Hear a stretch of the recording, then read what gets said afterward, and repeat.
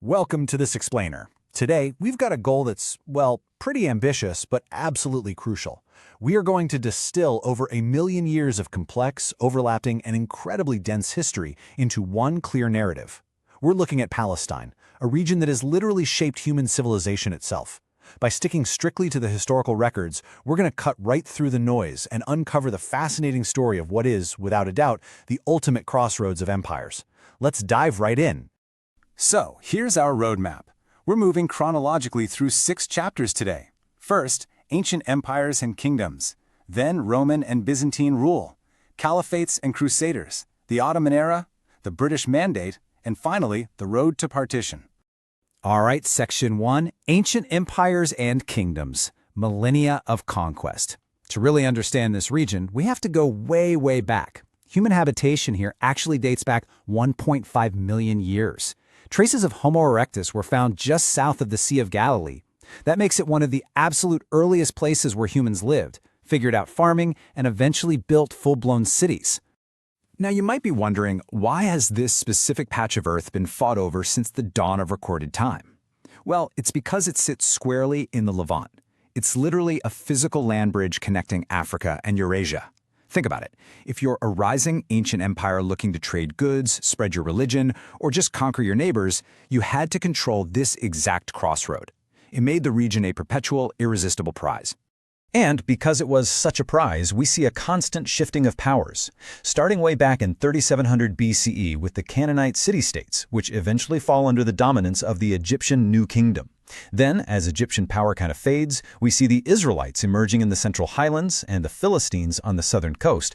But, they too get engulfed by massive imperial war machines. First, the Assyrians come in, deporting whole populations. Then the Babylonians, who famously destroyed Jerusalem in 587 BCE. And finally, the vast Persian Achaemenid Empire takes over.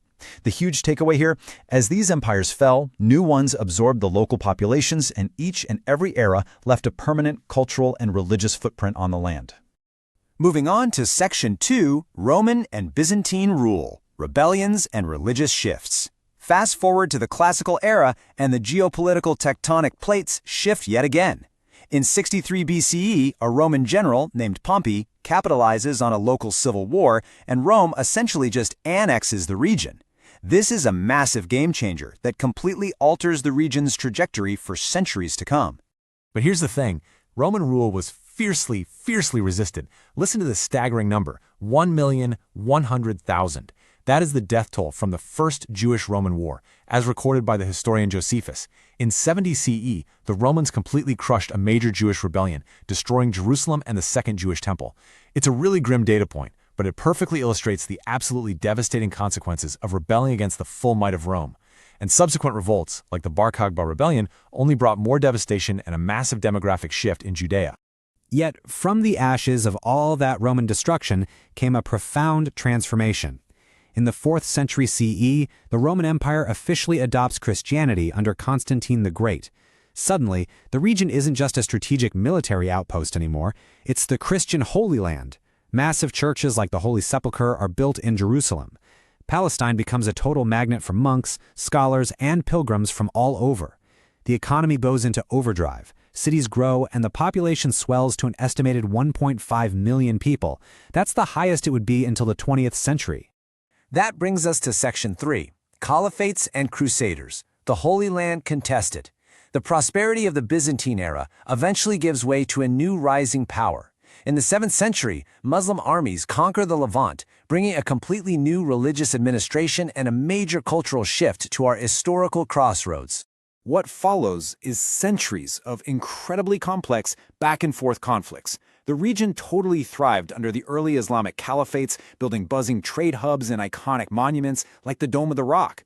But then in 1099, Christian crusaders arrived from Europe, capturing the coast and Jerusalem. They hold it until they're defeated by the Muslim leader Saladin of the Ayyubid dynasty in 1187.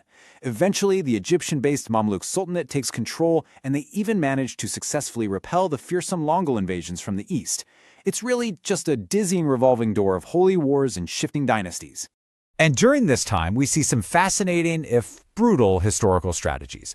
To make absolutely sure the Crusaders could never mount a successful return by sea, the Mamluks enacted a deliberate scorched earth policy. They actually destroyed their own coastal ports and dumped materials into the harbors to make them totally inoperable. This extreme military strategy pushed the local population inland and had long-lasting geographic and demographic effects on the Palestinian coast for hundreds of years.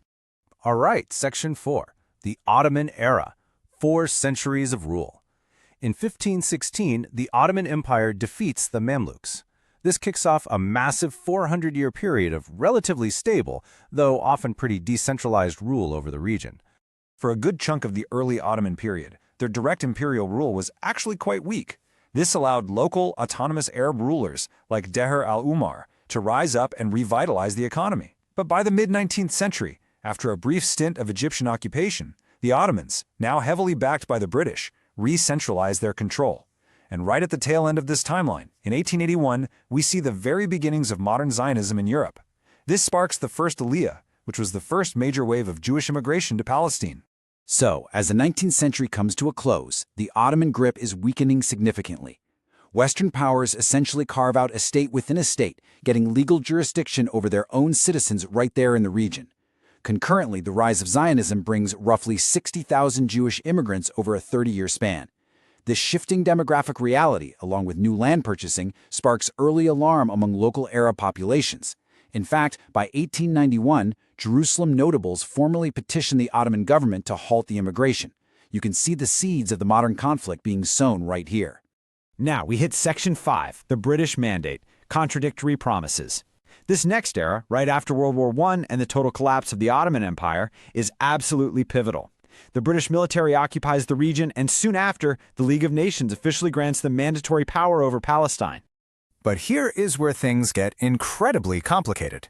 During the war, the British actually made 2 vastly different promises. On one hand, in the Hussein McMahon correspondence, they pledged to support a united, independent Arab state in exchange for an Arab revolt against the Ottomans. But then, shortly after, they issued the Balfour Declaration, explicitly favoring the establishment of a national home for the Jewish people in Palestine. These deeply contradictory promises laid the highly volatile groundwork for the entire geopolitical conflict that followed.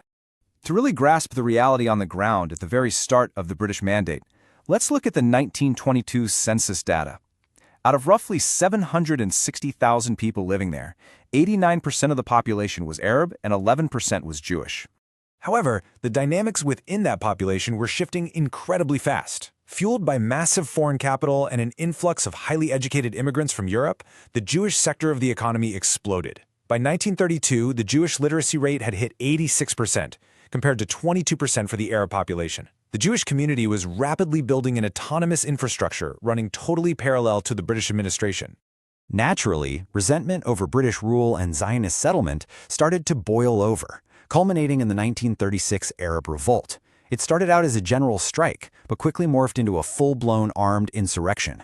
Right in the middle of this chaos, the British Peel Commission steps in and recommends partitioning the land into 2 states. The Arabs completely rejected this, while the Zionists debated it. Ultimately, the British deployed over 100,000 troops and crushed the revolt, with a really harsh military crackdown. Tragically for the Palestinian population, by 1939 their local leadership was largely exiled, arrested, or completely decimated. They were left fractured, just as global tensions were hitting a boiling point. Which brings us to our final chapter, Section 6, The Road to Partition, the End of the Mandate. Following the unbelievable horrors of World War II, a totally bankrupt and exhausted Britain is now struggling to maintain control over a territory that's rapidly slipping into chaos. The pressures the British were facing were simply unbearable. They had 100,000 troops stationed there, which was a massive financial drain on their depressed post-war economy. Meanwhile, Jewish paramilitary groups were launching deadly insurgencies against British forces, demanding an immediate end to the mandate.